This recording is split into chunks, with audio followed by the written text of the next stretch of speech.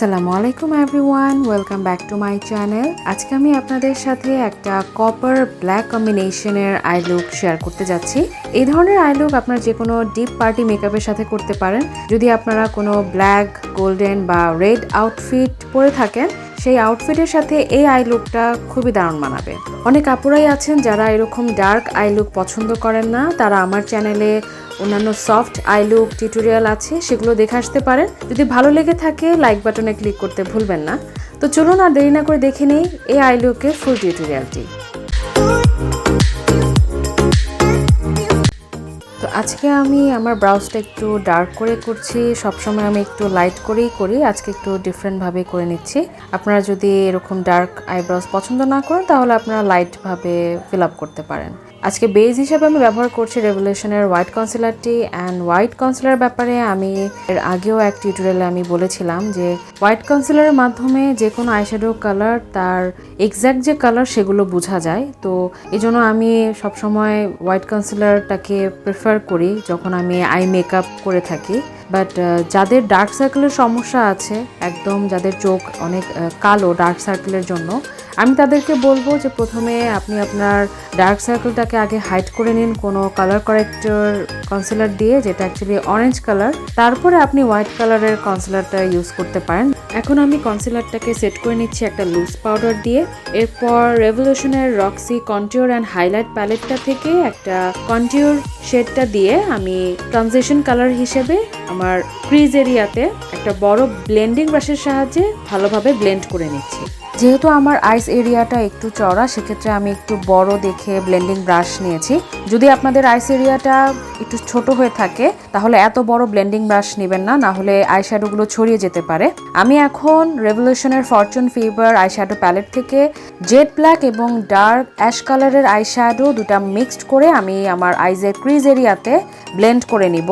এবং খুব অল্প পরিমাণে এই আইশ্যাডোগুলো নিব, কারণ এই প্যালেটের আইশ্যাডোগুলো খুবই পিগমেন্টেড এবং অল্প দিলেই আপনার পুরো চোখে খুব সুন্দরভাবে আইশ্যাডোগুলো বসে যায়, আর এই আইশ্যাডোটা ফল আউটও হয় না।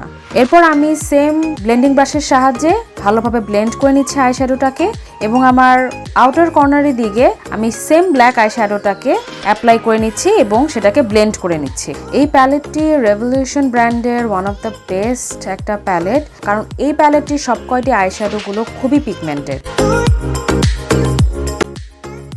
এখন আমি একটা ব্রাউন কালারের আইশ্যাডো নিচ্ছি এবং সেটা ব্ল্যাক আইশ্যাডোর উপরে ভালোভাবে ব্লেন্ড করে নিচ্ছি এবং কোনো হার্শ লাইন যাতে না থাকে এই জন্য দুইটা আইশ্যাডোটাকে একসাথে আমি ভালোভাবে ব্লেন্ড করে নিচ্ছি।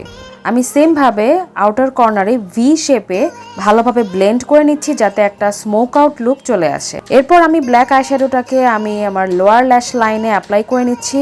এরপর ব্লেন্ড করে নিচ্ছি ব্রাউন কালারের আইশ্যাডো দিয়ে।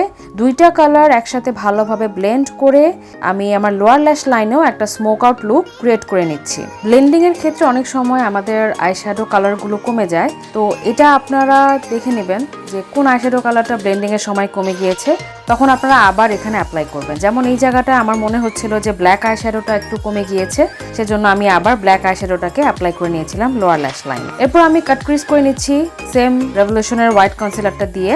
হোয়াইট কনসিলারটা যে শুধুমাত্র আপনার আই বেস হিসাবে খুব ভালো একটা কাজ করে তা কিন্তু নয়, কাট ক্রিজের ক্ষেত্রেও দারুণ একটা ভূমিকা রাখে।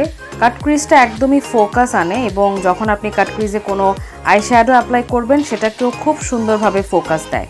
আমি এখন কাট ক্রিজে অ্যাপ্লাই করছি ফোকালরের লুজ পিগমেন্ট আইশ্যাডো। এটা একটু পাউডারি আইশ্যাডো, এটা আপনি আঙ্গুল দিয়ে অ্যাপ্লাই করতে পারেন। ব্রাশের সাহায্যে যদি অ্যাপ্লাই করতে চান সেক্ষেত্রে আপনাকে গ্লিটার গ্লু বা গ্লিটার জেল বেস ধরা হয়, সেগুলোর সাথে একটু মিক্সড করে তারপরে আপনি অ্যাপ্লাই করে নেবেন, কারণ এটা অনেক ফল আউট হয়, এটা আপনি ডাইরেক্ট ব্রাশের সাহায্যে অ্যাপ্লাই করতে পারবেন না।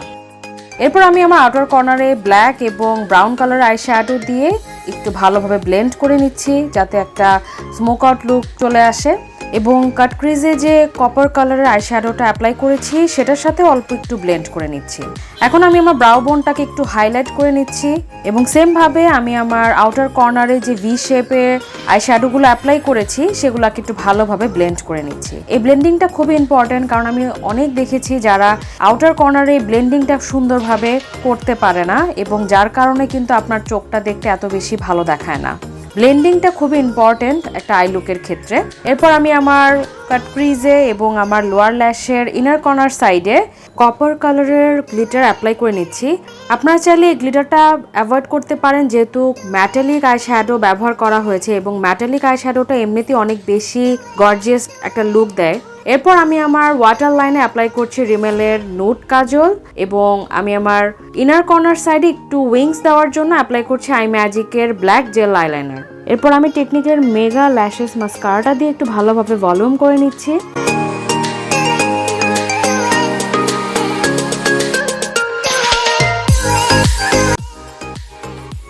তো এটাই হচ্ছে আজকে আমার ফাইনাল লুক। দেখতে পাচ্ছেন কতটা ম্যাটালিক ড্রামাটিক একটা আই লুক হয়েছে।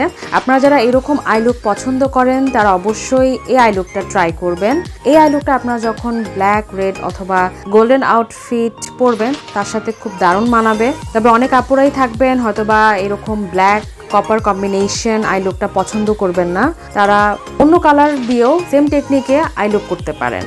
আমার আই লুকটি যদি আপনাদের পছন্দ হয়ে থাকে তাহলে আপনাদেরকে আমি রিকোয়েস্ট করব আমার ভিডিওতে আপনারা লাইক কমেন্ট দিয়ে আমার পাশে থাকবেন। আর আপনারা যদি আমার কাছে কোনো মেকআপ সার্ভিস নিতে চান সেক্ষেত্রে আমার Facebook page the beauty canvas by অপসরি খানে ইনবক্স করতে পারেন। তো আজকের মতো এখানে দেখা হবে পরবর্তী একটি নতুন টিউটোরিয়াল নিয়ে। সবাই ভালো থাকবেন, সুস্থ থাকবেন। আল্লাহ হাফেজ।